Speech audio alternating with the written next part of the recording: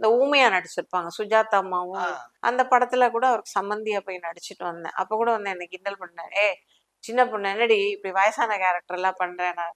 அதுக்கு என்ன பண்றது, கூப்பிட்டாங்க வந்தேன் நடிச்சேன் போறேன் அவ்வளவுதான் அப்படின்னு சொல்லிட்டு வந்துட்டேன். பாபநாசம் பண்ணும்போது எப்ப என்ன கிண்டல் பண்ணுவாரு, பத்தியா அவ என்ன எப்படி கூப்பிடுறா பாரு, மாஸ்டர் ஜீன் கூப்பிடுறா பாரு அப்படின்னுவாரு. அது என்னைக்குமே நான் அவரை அப்படிதான் கூப்பிடுவேன். அதுல இருந்து நான் மாற மாட்டேன். அது வந்து அவருக்கே நல்லா தெரியும். அதனால இஸ் சூப்பர், நல்ல ஒரு கலைஞன். பயங்கரமான ஒரு இது அவரோட நடிப்புக்கு முன்னாடி எடுக்க இந்த மெனக்கிடலான விஷயம், இந்த அளவுக்கு ஒரு மெனக்கிட்டு பண்ணுவாரு அதெல்லாம் வெளியே தெரியாது அப்படின்னா கமல் சாரை பத்தி என்ன விஷயம் இருக்கு? அவர் வந்து நிறைய விஷயங்களை வந்து ரொம்ப திறமையா அவர் செய்யக்கூடிய ஒரு மனுஷன்.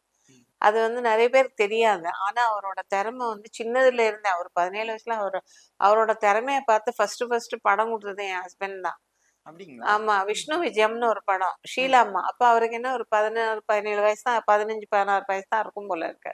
மாஸ்டரோட போகும்போது என் ஹஸ்பண்ட் பார்த்துட்டு ஆன்டி வில்லனா போட்டுடலாம் அப்படின்னு சொல்லிட்டு ஆன்டி வில்லனா போட்டாங்க விஷ்ணு விஜயன்ற படத்துல. என் ஹஸ்பண்ட் சொல்லி தான் போட்டாங்களாம். அப்படிதான் அவர் இண்டஸ்ட்ரிக்கு முதல்ல இத குழந்தை பருவத்துக்கு அப்புறம் வந்தது அவர். அப்படிதான் சொல்லியிருக்காங்க. அப்படி நமக்கு தெரியும். ஆனா அவருக்குள்ள பல டேலண்ட் இருக்குப்பா, அது நம்மளால மறுக்கவே முடியாது. ஏதோ குதினா குதிச்சிருவாரு. அந்த மாதிரிப்பட்ட ஒரு எதுக்கும் பயப்படாத ஒரு மனிதன், தன்னம்பிக்கையோட ரொம்ப இதா வாழ்ற ஒரு மனிதர். அவரை பத்தி எல்லாரும் எதுவும் சொல்லுவாங்க, ஆனா நான் அதெல்லாம் கேட்க மாட்டேன். என்னை பொறுத்த வரைக்கும் அவர் என்னோட குரு.